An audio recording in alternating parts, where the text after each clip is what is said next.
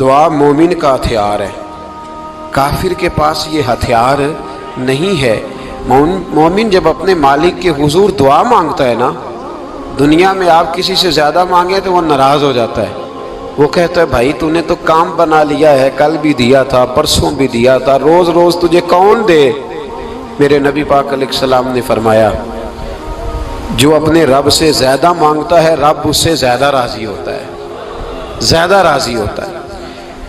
اب دعا مخصوص اوقات نہیں دعا کے، فرمایا اذا دعان، جب بھی دعا مانگو گے تمہارا رب تمہاری دعا کو، جب بھی دعا تو دعا کرتے رہنا چاہیے، ہر وقت دعا میں بندہ شامل رہے، اللہ کے ذکر میں شامل۔ یہ جو قرآن مجید نے کہا نا یا ایھا الذین آمنوا اذکروا اللہ ذکرا کثیرا، اے ایمان والو اپنے رب کا ذکر کثرت سے کرو، وسبحوہ بکرۃ واصیلا، اور صبح و شام اسی کی پاکی بیان کرو۔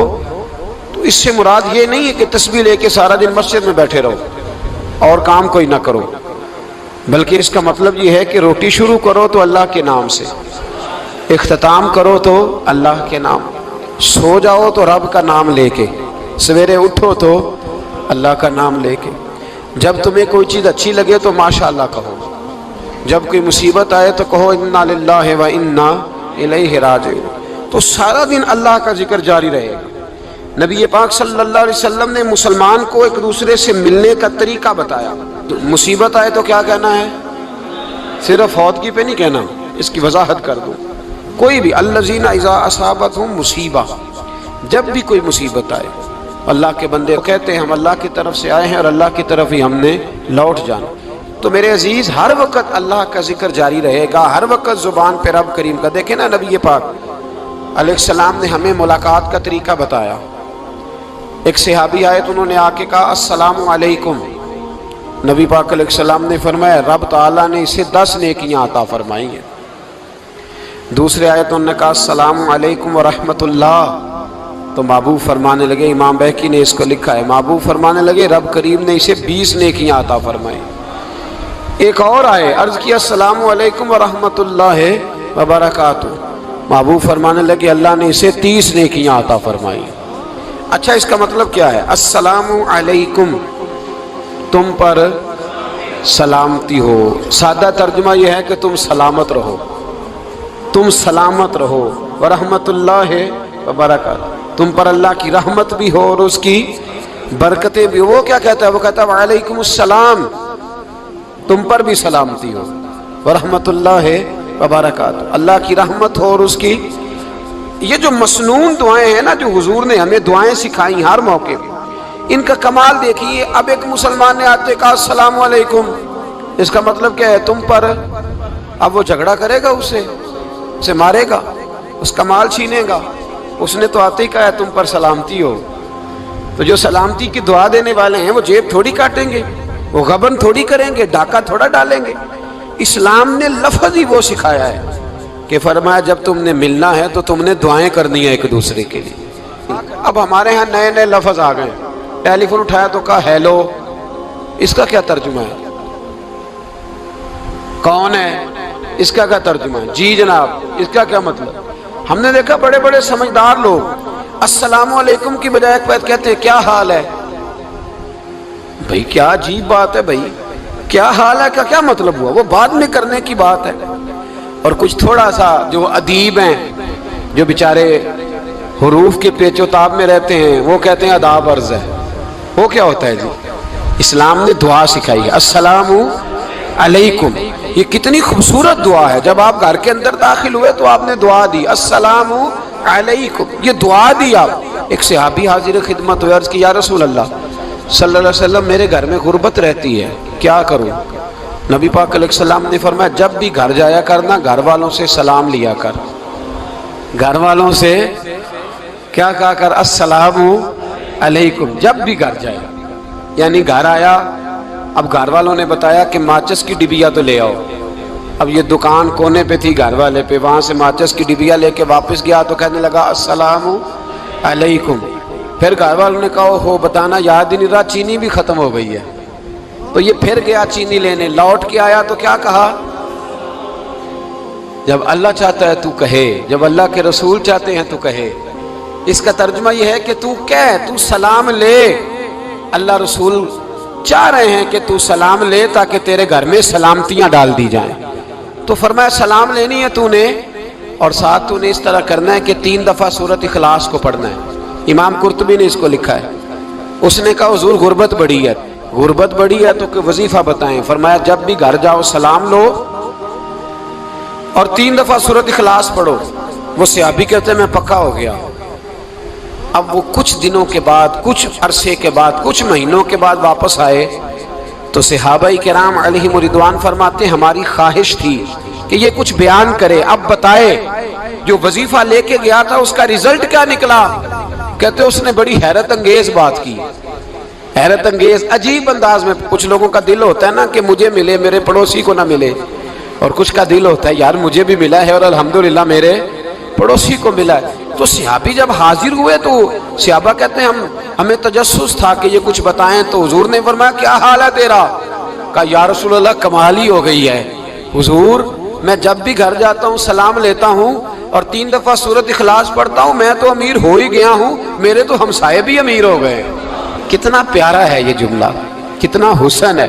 اتنا اچھا لفظ کسی اور کے پاس ہے ہی نہیں جو الفاظ ہمیں ہمارے رسول نے عطا فرمایا. اس کو اپنائیے، اس کو اپنائیے. یہ الگ بات ہے کہ لوگ مطلب کے لیے سلوٹ کر لیتے ہیں بڑا سارا، لیکن مطلب کے لیے نہیں. جس کو جانے اس سے بھی سلام لیں، جس مسلمان کو نہیں جانتے اس سے بھی. تو نبی پاک نے ہمیں مسنون دعائیں سکھائیں. رات کو جب سونے لگیں اللہ کے رسول صلی اللہ علیہ وسلم نے ہمیں دعا سکھائی. حضور نے فرمایا جب سونے لگو تو مسلم شریف میں فرمایا تم نے یہ دعا پڑھنی اللہم باسمک اموت و احیا. تم نے کہنا اے اللہ میں تیرے نام پر مرتا ہوں اور تیرے نام پر جیتا ہوں. نبی پاک صلی اللہ علیہ وسلم نے ایک حدیث میں فرمایا کہ یہ جو نیند ہے نا یہ موت کی چھوٹی بہن ہے، یہ موت کا ایک حصہ ہے. جس طرح انسان سو جائے تو کوئی خبر نہیں ہوتی کیا ہو رہا ہے، بالکل وہ اٹھا ہے تو اس نے کہا ہو یہ کیا ہوا. سو جاتا ہے نا آدمی، اسے خبر نہیں ہوتی. اوہو میں نے تو 11 بجے اٹھنا تھا، یہ تو 3 بج گئے. اب اسے خبر نہ رہی. سوتے ہوئے لوگ چوری کر لیتے ہیں. بلکہ اس طرح بھی ہوتا ہے کہ آدمی نے گکھڑ اترنا تھا، وہ پنڈی سے آ رہا تھا لیکن وہ سویا ہوا تھا. آنکھ تب کھلی جب کاموں کی آ گیا تھا. اب اس کا اس پر زور. تو فرمایا کیا پتا اب تو کھل گئی کاموں کی، جا کے لاہور جا کے کسی جگہ پہنچ کے تو یہ بھی ممکن ہے کہ کھلے ہی نہ، نیند ہی موت کا سبب بن جائے. تو کہہ کے سو کہ یا اللہ تیرے نام پہ سو رہا ہوں. اللہ کس نام پہ سو رہا ہوں؟ یار اگر ہم ان دعاؤں کا حسن سمجھے مت اللہم باسمک اموت و احیا، یا اللہ میں تیرے نام پہ سوتا ہوں اور تیرے نام پر اٹھتا ہوں. گویا کہہ رہا یا اللہ میری نیند بھی تیرے فضل سے ہی ہے، اور اگر آنکھ کھل جائے تو وہ بھی تیرے فضل سے ہی ہے. کتنا اعلیٰ نبی پاک علیہ السلام نے انداز سکھایا. اور پھر بخاری شریف میں حدیث موجود ہے، فرمایا جب اٹھو تو کہو الحمدللہ الذی احیانا بعد ما اماتنا والیہ النشور. فرمایا جب تم سو کے اٹھو تو پھر کہو اے اللہ ساری تعریفیں تیرے لیے، تمام تعریفیں جس نے ہمیں موت کے بعد حیات دی. موت کے بعد فرمایا احیانا بعد ما اماتنا، ہمیں مرنے کے بعد گویا اللہ کا شکر ادا کر کے آنکھ کھل گئی. دیکھیں کس طرح اسلام مسلمان کو اللہ کے ساتھ جوڑتا ہے. فرمایا شکر کر، آنکھ کھل گئی. کہ یا اللہ تیرا شکر ہے تو نے موت کے بعد ہمیں دوبارہ حیات عطا فرمائی، یہ شکر ادا کرو. گویا تم یہ نہ کہنا کہ میں اٹھ گیا ہوں تو میرا کمال ہے، یہ نہ سمجھنا میں اٹھ گیا ہوں تو میں بڑا پابند ہوں، جب میں ارادہ کر لوں کہ میں نے 11 بجے اٹھنا ہے تو پھر میں اٹھ جاتا ہوں. یہ نہ کہنا کہ یہ الارم بڑا اچھا ہے، یہ مجھے اٹھا لیتا ہے. ذہن کے اندر خیال کر کہ نیند تو موت کی طرح تھی، یہ جو میں اٹھ گیا ہوں تو اپنے رب کے فضل سے اٹھا ہوں. جو میں اٹھ گیا ہوں، جو ابھی اٹھے ہیں وہ تو بول دینا کم از کم کہ میں اپنے رب کے فضل سے اٹھ گیا. تو دعا سکھائی. پھر دیکھیے نبی پاک صلی اللہ علیہ وسلم نے فرمایا جب تم بیت الخلاء میں جاتے ہو نا، واش روم میں جاتے ہو تو گندی چیزیں ہوتی ہیں وہاں، شیطان ہوتے ہیں، جنات ہوتے ہیں، یہ گندگی پہ ہوتے ہیں. جب تم واش روم جاؤ، بیت الخلاء جائے، تب بھی دعا مانگو. کیا دعا مانگو؟ وہ دعا بھی نبی پاک صلی اللہ علیہ وسلم نے ہمیں تعلیم فرمائی اور بخاری میں ہے، کہا پڑھا کرو اللہم انی اعوذ بک من الخبث والخبائث، کہو اے اللہ ناپاک چیزوں سے میں تیری پناہ مانگتا ہوں، وہ نر ہوں یا مادہ ہوں، اللہ میں تیری پناہ مانگتا ہوں۔ واش روم کے اندر بہت ساری بری چیزیں ہوتی ہیں، جوان میری بات پر توجہ فرمائیں، وہاں بہت ساری گندی چیزیں ہوتی ہیں۔ انسان کئی دفعہ واش روم میں جاتا ہے، اسے وسوسے زیادہ آتے ہیں، یہ نوٹ کریں میری بات کو۔ اصل میں نا ہم بات ڈھونڈ رہے ہیں علاج اپنی بیماریوں کا، حالانکہ علاج تو سارا مدینے والے رسول کے پاس موجود ہے، محبوب کے پاس ساری دوائیاں ہیں۔ تو نبی پاک علیہ السلام دیکھیں نا، انسان واش روم میں جاتا ہے اسے وسوسے آتے، برے خیالات آتے، وہ گناہ کی طرف کئی دفعہ مائل ہوتا ہے، تو کہا تو دعا پڑھ کے جا اللہم انی اعوذ بکا، یا اللہ میں تیری پناہ مانگتا ہوں من الخبث والخبائث، ہر خبیث اور بری چیز سے میں تیری پناہ مانگتا ہوں، وہ نر ہو یا یار کتنا عظیم دین ہے، کتنا عظیم میرے مصطفیٰ کریم کا وہ والا دین ہے۔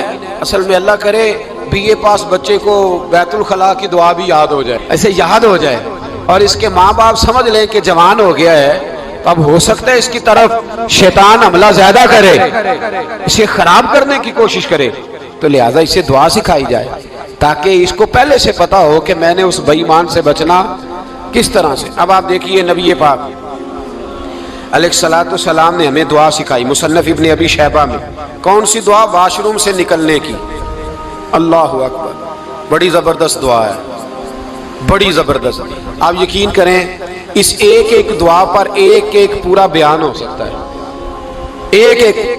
یہ اس لیے نہیں میں کہہ رہا کہ میں کوئی عالم فاضل آدمی ہوں، آپ کہیں گے کہ بتا رہے ہیں میں بڑا پڑھا لکھا ہوں، صرف یہ عرض کر رہا ہوں کہ اس کے فوائد پر، ثمرات پر جو اللہ تبارک و تعالی امت کو دیتا ہے، ان دعاؤں کی جو فضیلت حدیثوں میں آئی، اور پھر جو اس کے فوائد ہے، اور اس پر بات کروں تو ایک دعا تقاضا کرتی ہے کہ اس پر پورا ایک لیکچر ہونا چاہیے۔ دیکھیے آپ واش روم سے نکلے، دعا کیا ہے؟ دعا کے لفظ کیا؟ الحمدللہ الذی، ایک حدیث میں لفظ ہے غفرانک، غفرانک، اے اللہ میں تجھ سے بخشش چاہتا ہوں۔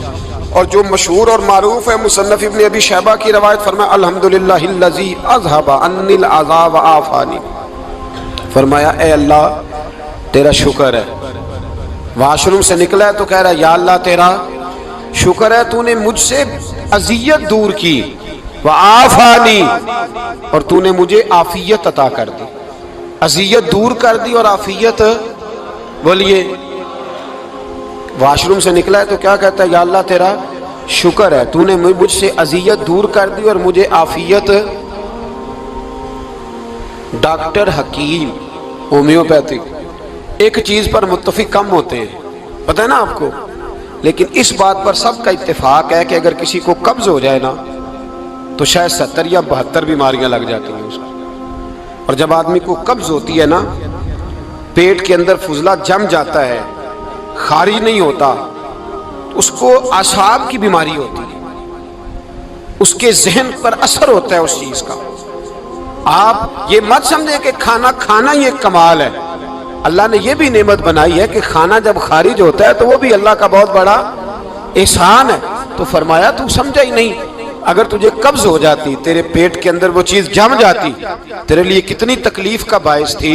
ان لوگوں سے پوچھئے جو اس کے بیمار ہیں، اس کے مریض ہیں، وہ کتنی تکلیف میں رہتے ہیں، سر میں درد ہوتا ہے، سر چکراتے ہیں۔ ایک بہت بڑا روڈ ایکسیڈنٹ ہوا تو ڈرائیور سے لوگوں نے پوچھا کہ مسئلہ کیا ہے، تو کہنے لگا میں قبض کا مریض ہوں، تو میں کھانا کھا لیتا ہوں تو میرے ذہن پر وہ اس قدر زیادہ گیس کا غلبہ ہوتا ہے کہ میں سخت تکلیف میں ہوں۔ نبی پاک علیہ السلام نے ہمیں سمجھایا اور بتایا کہ سمجھ لو یارو، کھانا کھانے کی نعمت تو اللہ نے تمہیں عطا فرمائی ہے، لیکن کھانا کھانے کے بعد اس کا اخراج بھی اللہ کی بہت بڑی نعمت ہے، تو اللہ کا شکر ادا کرو۔ پھر جب آپ گھر سے نکلیں گے تو بھی اس کی دعا ارشاد فرمائی، بسم اللہ توکلت علی اللہ، اللہ کے نام سے گھر سے نکلتا ہوں اور میں نے بھروسہ بھی اللہ کے نام پہ کیا۔ جب گھر سے نکلیں تو کس کے نام پہ بھروسہ کریں؟ بولیے، حضرت رابعہ بصریہ رحمت اللہ علیہا آپ تشریف لے گئیں حج کرنے، جس دن واپس آئیں اپنا اونٹ کہہ گئی جاتی دفعہ، کہنے لگی اللہ میں تیرے حوالے کر کے جا رہی ہوں، اور بسم اللہ توکلت علی اللہ، بھروسہ بھی تیری ذات پہ ہے۔ جس دن واپس آئی نا، اسی دن کسی نے بتایا کہ اماں آج ہی تیرا اونٹ مر گیا ہے، تو اونٹ کے سرانے کھڑی ہو کے کہنے لگی مولا میں تو تیرے نام پہ، تیرے پہ بھروسہ کر کے گئی تھی، تیرے حوالے، میں تو تیرے گھر گئی تھی۔ تو لوگ کہتے ہیں اماں کے منہ سے لفظ نکلے تو اونٹ زندہ ہو کے کھڑا ہو گیا، کھڑا ہو گیا ہوں۔ تو اماں کہنے لگی نہیں تمہیں ہی غلطی لگی ہے، مرا ہی نہیں تھا، پہلے سے ہی موجود تھا، گویا اپنی کرامت بھی نہیں ظاہر ہونے دی۔ تو بھائی گھر سے نکلیں تو کس لفظ پر کہ یا اللہ میں تیرے بھروسے پہ نکل رہا ہوں، میں اس کے دو فائدے ہوں گے، ایک تو آپ اللہ کی امان میں جا رہے ہیں، اللہ کی امان میں آ رہے ہیں، اور دوسرا جس گھر کو آپ چھوڑ کے جا رہے ہیں اسے بھی اللہ کی امان میں دے کے جائیں۔ تو کتنا لذت والی دعا ہے جو نبی کریم علیہ السلام نے ہمیں سکھائی۔ اب ذرا حدیث سنیں خوش ہو کے، دیکھیں حضور نے دعا سکھائی، فرمایا جب دیکھ لو نا کسی کو ہنستا ہوا، کیا کرتا ہوا؟ ماشاءاللہ آپ تو ہنسنے لگے۔ جب کسی کو ہنستا ہوا دیکھو تو کہا کرو اضحک اللہ سنک، یہ دعا، یہ بخاری ہے، فرمایا دعا مانگا کرو جب کسی مومن کو ہنستے ہوئے دیکھو تو دعا مانگو اضحک اللہ سنک، اللہ تجھے ہنستا ہی رکھے، اللہ تجھے، بولیے، جل نہ جایا کرو کہ میں پریشان ہوں تو یہ ہنس کیوں رہا ہے، جھلا نہ کرو، بلکہ کیا کہا کرو اللہ تجھے ہنستا رکھے، اللہ تجھے۔ نبی پاک صلی اللہ تعالی علیہ وآلہ وسلم نے فرمایا، ترمذی میں حضرت اسامہ بن زید رضی اللہ تعالیٰ عنہ سے حدیث مروی ہے، حضور نے فرمایا جس نے کسی کے ساتھ احسان کیا اور جس پر احسان کیا، اگر اس نے یہ دعا پڑھ دی نا جزاک اللہ خیرا، تو فرمایا اس نے اللہ کی بھی پوری حمد کر دی اور محسن کا صحیح شکریہ بھی ادا کر دیا۔ کیا کہنا ہے؟ جزاک اللہ، اللہ تجھے بہترین جزا عطا کرے۔ اس کا ترجمہ کیا ہے؟ اللہ تجھے بہترین، کیونکہ حضور فرماتے ہیں من لم یشکر الناس ولم یشکر اللہ، جس نے بندوں کا شکریہ ادا نہیں کیا اس نے اللہ کا بھی شکریہ ادا نہیں کرنا۔ تو کیا کہنا چاہیے؟ جزاک اللہ خیرا۔ اور اگر اماں کہتی ہو بچوں کو انگریزی سکھانی ہے تو کیا کہنا ہے پھر؟ شکریہ ادا کرنے میں کیا کہنا ہے؟ Thanks, thank you. او خدا کے اس کا ثواب کتنا ہے؟ بولے انگریزی ایک زبان ہے، اس کو زبان ہی رہنے دیں گے۔